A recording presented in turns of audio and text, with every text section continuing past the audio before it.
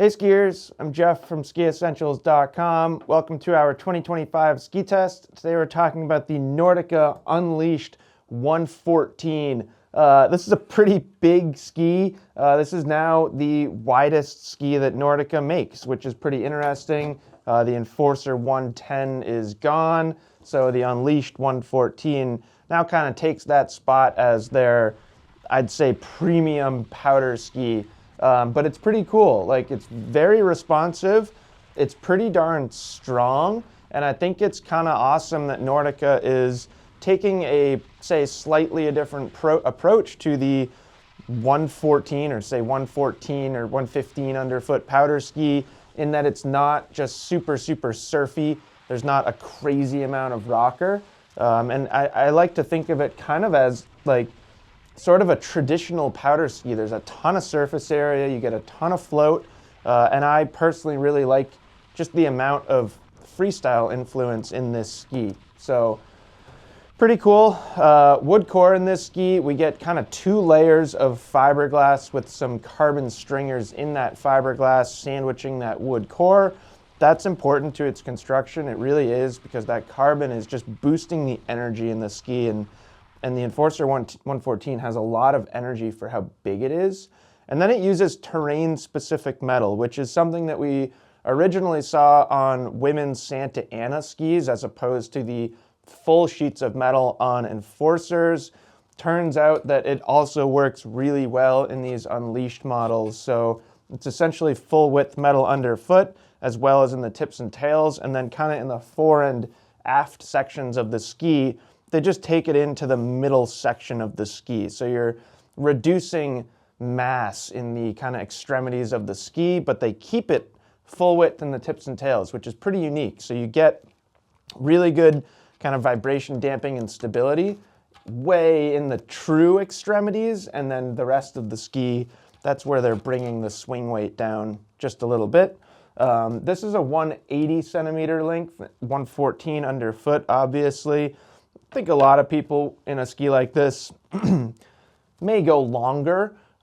Typically in a powder ski, for me, I love spending time on skis that are 180 underfoot, but in this ski, I would probably bump up, just get a little bit more surface area, a little bit more float. But anyways, here in the 180 centimeter length, it is 25 grams, 2,025 grams, which, considering the strength that this ski has, the fact that there's metal in there, it's not super heavy. It's kind of middle of the road weight, which is a nice place to be for a ski like this. And then the flex pattern is pretty easy going. It's not nearly as stiff as an Enforcer. They're definitely allowing a more round, playful flex pattern in the Unleashed 114, which I absolutely love. And then truly is a twin tip powder ski. So I think that's important for people to know.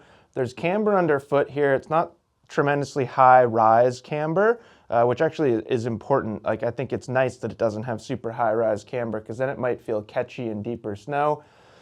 The thing that I think is particularly fascinating about this ski is there's not very long rocker. And that's, to me, where kind of its traditional feel comes from.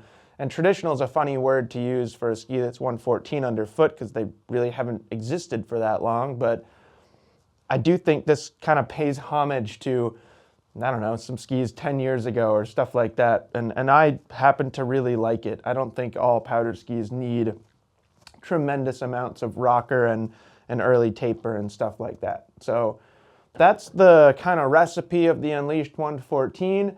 It is super fun to ski. I would say it's not necessarily for everyone. There are definitely people out there that want something that's just ultra surfy in soft snow and has all that pivoting kind of wiggle factor.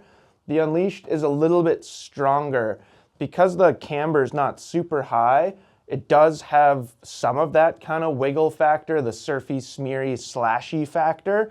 But to me, its highlight is its responsiveness, its confidence-inspiring feel, its ability to ski pretty fast. Like, it can handle high speeds through a variety of different snow conditions, but it never feels too demanding. Like, it's approachable. It's not super tiring.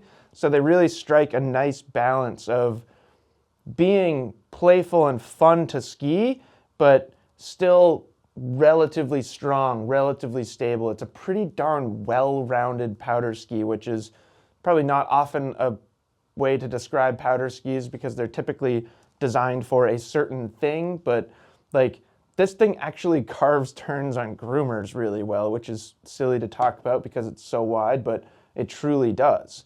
The other big thing here is if you do want a powder ski that is truly a twin tip, maybe you want to build backcountry jumps, take off switch, land switch, ski backwards in powder, a ski like this works really well.